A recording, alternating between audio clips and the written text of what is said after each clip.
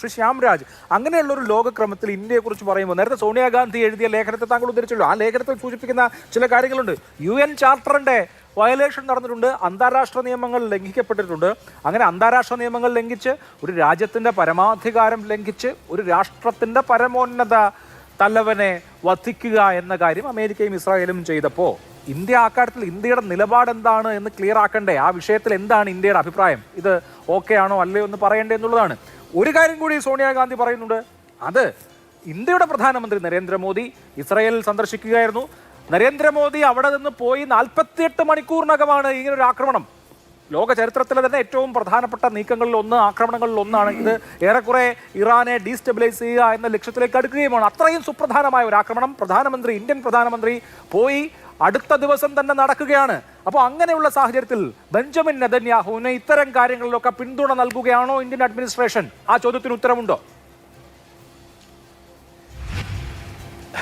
അഭിലാഷ്, ഞാനത് കഴിഞ്ഞ എൻ്റെ ടേണിൽ പറയണമെന്ന് വിചാരിച്ചൊരു ഉത്തരം. അതൊന്ന് നിങ്ങളൊന്ന് ആലോചിച്ച് നോക്കും. ഇപ്പോൾ ഇത്ര വലിയൊരു ആക്രമണം ഉണ്ടാകാൻ വേണ്ടിയിട്ട് പോവുകയാണ്. അമേരിക്കയും അതോടൊപ്പം തന്നെ ഇസ്രായേലും ചേർന്നിട്ട് ഇറാൻ ആക്രമിക്കാൻ വേണ്ടിയിട്ട് പോവുകയാണ്. അതിന് തൊട്ടടുത്ത തലേ ദിവസങ്ങളിൽ പ്രധാനമന്ത്രി ശ്രീ നരേന്ദ്രമോദി ഇസ്രായേൽ സന്ദർശിക്കുന്നു.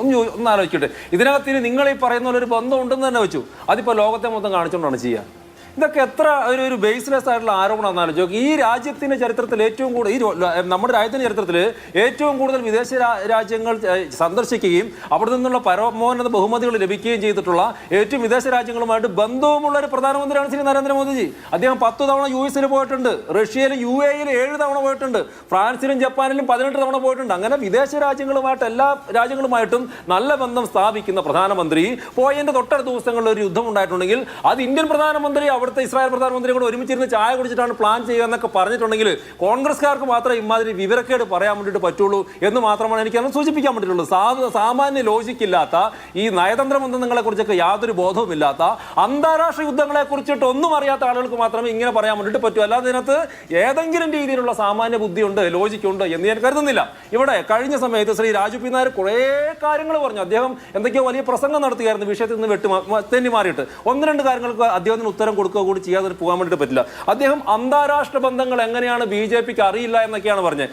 ചീനി ഇന്ത്യ പായ് പായ് എന്ന് പറഞ്ഞിട്ട് അന്താരാഷ്ട്ര ബന്ധം ഉണ്ടാക്കാൻ വേണ്ടിയിട്ട് ചൈനയുടെ അടുത്ത് പോയിട്ടാണ് 62 യുദ്ധത്തിൽ കേരളത്തിന്റെ അത്രയും വലുപ്പമുള്ള അക്സൈറ്റിന് നമുക്ക് നഷ്ടപ്പെട്ടു. കോൺഗ്രസ് ഭരിച്ചപ്പോഴാണ് ഇവരുടെ നേതാവ്, നമ്മുടെ പ്രധാനമന്ത്രി എന്നുള്ള ജവഹർലാൽ നെഹ്റു ഭരിച്ചപ്പോഴാണ്. വലിയ അന്താരാഷ്ട്ര നേതാവൊക്കെ ആയിരുന്നു, അന്താരാഷ്ട്ര ബന്ധങ്ങളൊക്കെ നന്നായിട്ട് അറിയുന്ന. പിന്നെ ഇന്ത്യ ബംഗ്ലാദേശ് ഫോർമേഷന്റെ സമയത്ത് 90,000-ഓളം വരുന്ന സൈനികർ, പാകിസ്ഥാൻ സൈനികർ ഇന്ത്യയുടെ ഒപ്പം ഉണ്ടായിരുന്നു. എന്നിട്ട് അവരെ മൊത്തം വിട്ടുകൊടുത്തു. അതൊന്നും പോരാഞ്ഞിട്ട് അന്ന് കൊണ്ടുവന്ന് അന്ന് ഫോം ചെയ്ത ബംഗ്ലാദേശിനെ കൊണ്ട് ഇന്ത്യക്ക് ഇപ്പോൾ ഇരിക്കാൻ വേണ്ടിയിട്ട് പോലും പറ്റാതായി. ഇതാണ് ഇവരുടെ അന്താരാഷ്ട്ര നിലവാരമുള്ള ചിന്തകളും ബന്ധങ്ങളും എന്നൊക്കെ പറയുന്നത്. ചുമ്മാ വന്നിരുന്നിട്ട് ഓരോ വർത്തമാനം പറയാൻ വേണ്ടിയിട്ട് പാടില്ല.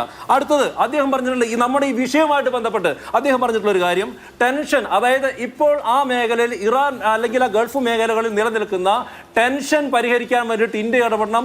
ആ ഇന്ത്യ ഇടപെടൽ എന്ന് പറയുന്നത് ഇറാനെ പിന്തുണച്ചുകൊണ്ടാണെന്നാണ്. എന്തൊരു മണ്ടൻ വാദമാണെന്ന് ആലോചിച്ച് നോക്കി. ഒന്ന്, ഇറാൻ ഗൾഫ് രാജ്യങ്ങളിൽ മുഴുവൻ ബോംബിട്ടുകൊണ്ടിരിക്കുകയാണ്. അവരുടെ ജനവാസ കേന്ദ്രങ്ങളും അവരുടെ ഹോട്ടലുകളും അവരുടെ എയർപോർട്ടുകൾ, ഇന്റർനാഷണൽ എയർപോർട്ടുകൾ അടക്കമുള്ളവ ബോംബിട്ട് തകർത്തുകൊണ്ടിരിക്കുകയാണ്. ഇറാൻ. ആ ഇറാനെ പിന്തുണയ്ക്കുന്നതാണ്, ഗൾഫ് രാജ്യങ്ങൾക്കൊപ്പം നിൽക്കുന്നത്, അവിടുത്തെ ഇന്ത്യൻ ജനതയെ പിന്തുണയ്ക്കുന്നതാണ് രാജു പി നായർ പറയുന്നത്. ഇതെന്തൊരു മണ്ടൻ ലോജിക്കാണ്?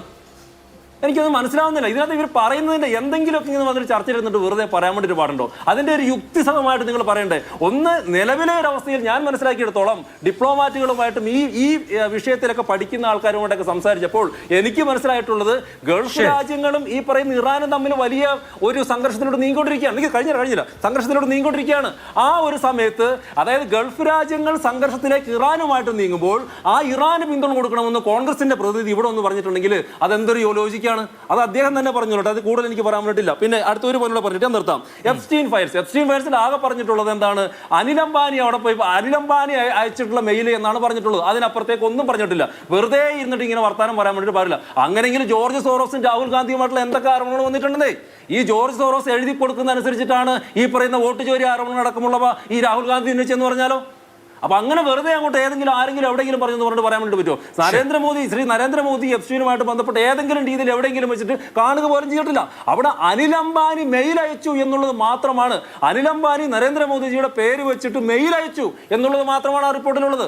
അങ്ങനെ പറയണമെങ്കിൽ രാഹുൽ ഗാന്ധിയെ കുറിച്ച് എന്തൊക്കെ പറയണം, സോണിയാഗാന്ധിയെ കുറിച്ചിട്ടുണ്ട് എന്തൊക്കെ പറഞ്ഞിട്ടുണ്ട്, ഇറ്റലി അവരുടെ ബന്ധവും അതോടൊപ്പം തന്നെ പൗരത്വവുമായിട്ട് ബന്ധപ്പെട്ട് അങ്ങനെ പറഞ്ഞ എന്റെ രാജു പി നായർ ഒരുപാട് കാര്യങ്ങൾ പറയാനുണ്ട്. അപ്പോൾ പറയുമ്പോൾ പ്രത്യേകിച്ച് പ്രധാനമന്ത്രിയെ കുറിച്ചിട്ടൊക്കെ പറയുമ്പോൾ നമ്മൾ കൃത്യമായിട്ടുള്ള രേഖകളായിട്ട് ബന്ധപ്പെട്ട് വേണം നിങ്ങൾ പറയാൻ വേണ്ടിയിട്ട്. ഈ ഒറ്റയ്ക്ക് ലാസ്റ്റ് പോയിന്റ്, അതായത് പിന്നെ പ്രധാനമന്ത്രി ഇസ്രായേലിൽ പോയിട്ടുള്ളത്. പ്രധാനമന്ത്രി ഇസ്രായേലിൽ പോയത് ഞാൻ വീണ്ടും പറയുന്നു, അതിന്റെ കാരണം എന്ന് പറയുന്നത് അദ്ദേഹത്തിന്റെ തനതായിട്ടുള്ള എല്ലാ യാത്രകളുടെയും ഫലമായിട്ട് അദ്ദേഹം പോയിട്ടുള്ളതാണ്. ഒന്ന്, കാർഗിൽ യുദ്ധ സമയത്ത് ഒരു കാര്യം കൂടി ഞാൻ പറഞ്ഞിട്ട് നിർത്താം. കാർഗിൽ യുദ്ധ സമയത്ത് ഒന്ന് നമ്മളെ പൊഖ്രാനിലെ അണുവായുധമൊക്കെ പരീക്ഷിച്ചിട്ട് ഇരിക്കുന്ന സമയത്താണ്. ആ സമയത്ത് ലോകരാജ്യങ്ങൾ മൊത്തം ഇന്ത്യക്കെതിരെ നിന്നപ്പോൾ ഇന്ത്യക്ക് എല്ലാവിധ പിന്തുണയുമായിട്ട് വന്നിട്ടുള്ളതാണ് ആര്? ഇസ്രായേൽ. ഈ ഗാൽവാനിലെ വിഷയം ഉൾപ്പെടെ ഉണ്ടായ സമയത്ത് ഇസ്രായേൽ പിന്തുണയായിട്ട് വന്നിട്ടുള്ളതാണ്. പക്ഷേ എന്നിട്ടും ഇന്ത്യ എടുത്ത നിലപാട് എന്താണ്? എന്നിട്ടും ഇന്ത്യ എടുത്ത നിലപാട് മേഖലയിൽ ശാന്തിയും സമാധാനവും ഉണ്ടാവണം എന്നുള്ളതാണ്. അതിനപ്പുറത്തേക്ക് കോൺഗ്രസ് പറയുന്ന ഇല്ലോജിക്കലായിട്ടുള്ള യുക്തിരഹിതമായിട്ടുള്ള കാര്യങ്ങൾ പറയലും അംഗീകരിക്കലുമല്ല പ്രധാനമന്ത്രിയുടെയും ഇന്ത്യൻ സർക്കാരിന്റെയും പണി എന്നവർ നന്നായിട്ട് മനസ്സിലായിക്കോട്ടെ.